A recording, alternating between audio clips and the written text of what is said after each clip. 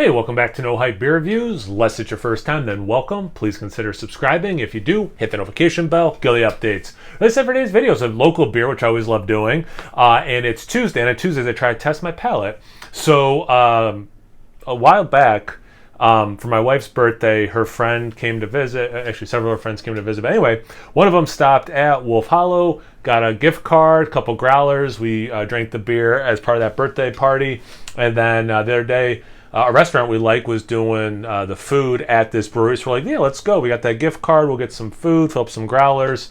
And I was saying to myself when I was looking at their tap list, I'm like, yeah, they have some styles that I drink a lot of. I said, actually, maybe I should get 2 growlers of things I don't drink a lot.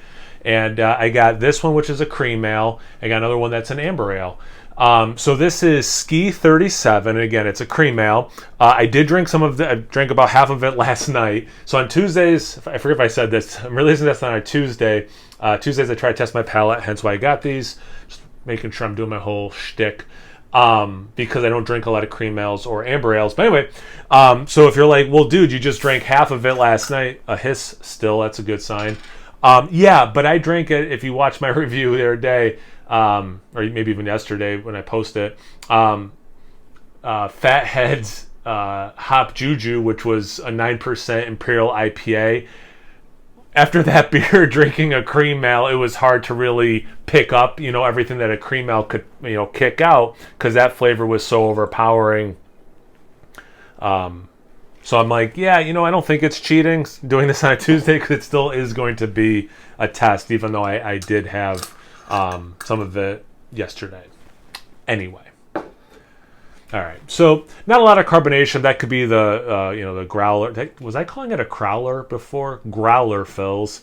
That was kind of cool too. I haven't filled up a growler in a while. I've either been getting, cans, bottles, or crowler fills. So it's kind of cool, like, I don't know, just like remind me of getting into craft beer and, going to local places back in the Binghamton area and getting growler fills. That has a beautiful yellow straw color. Definitely looks like what I think a cream ale looks like. But yeah, not a lot of head. Could be just from being in the growler. It's white. What's there is definitely white. Probably should have poured it a little more aggressive. But yeah, definitely looks the part what I think a cream ale looks like. Let's get into the aroma. Yeah, it's so interesting, because it smells in a lot of ways like, like a lager, like a Pilsner lager or whatever, right? But it is an ale, but there is some, like, I almost said cross promotion. There is some, what is the right term? Not cross promotion, not cross, like pollination. I don't even know what the right word would be. But, like, there is overlap, I guess, just to use a more simple word than whatever it is I'm trying to think of. There is an overlap with cream ale, right? Doesn't it typically use lagering yeast, like lager yeast? So you do get a little bit like that lager thing. So I think, like, if I was doing this blind, I probably would be thinking, oh, it's a Pilsner. There's a light, it's almost like this crisp straw, like a field where they maybe like just, cut hay or whatever. Like, it's like got like that thing with a little bit of sweetness to it. What it reminds me of is it's a little bit cereal, but like those shredded wheats, not with the sugar, just like it kind of has like that shredded wheat thing with some Cheerio, almost like corn, like a sweet corn.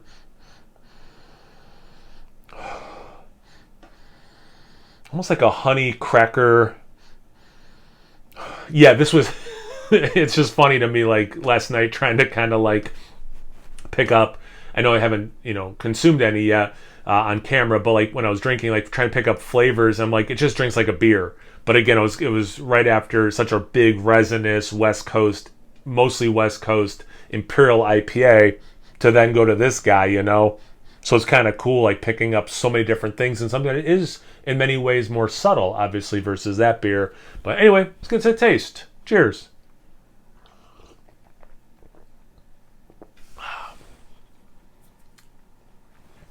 There's a little bit of a fruit element I didn't get on the aroma, which is interesting, because I get a lot of stuff I got in the aroma.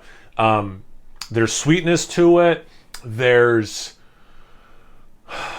not that I've ever like eaten straw. At least I don't remember ever eating straw. But it does have, yeah, like almost like just a generic earth element.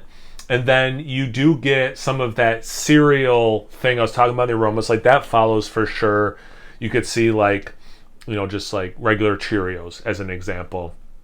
I'm not getting any wheat thing like I was talking about, like that shredded wheat kind of thing in the aroma. I don't get any of that in the taste. So it really is in terms of what, like when that was making me think cereal in the aroma, in the taste, it's just like the Cheerio thing. A little bit of cracker as well. So like it's kind of cool. The malt's coming across a couple different ways, which I appreciate. A little bit more complexity to this. In terms of the fruit note, I'm gonna go with apple right now.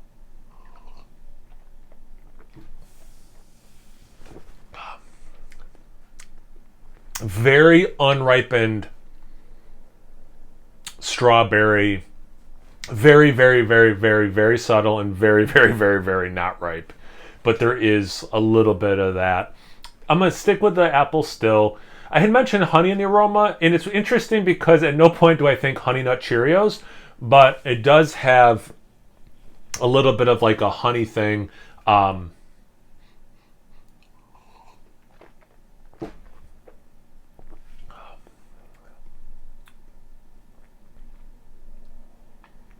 And yeah, even in the taste, it's interesting. And again, like these Tuesday reviews where I try to, whether it's a blind, mystery beer, or I even want to start doing some spirits and stuff, where I am trying to do things I don't, I'm not used to. I don't have a huge vocabulary list ready to go of like which things am I picking off of it for this style, I don't have a vocabulary list for cream ales.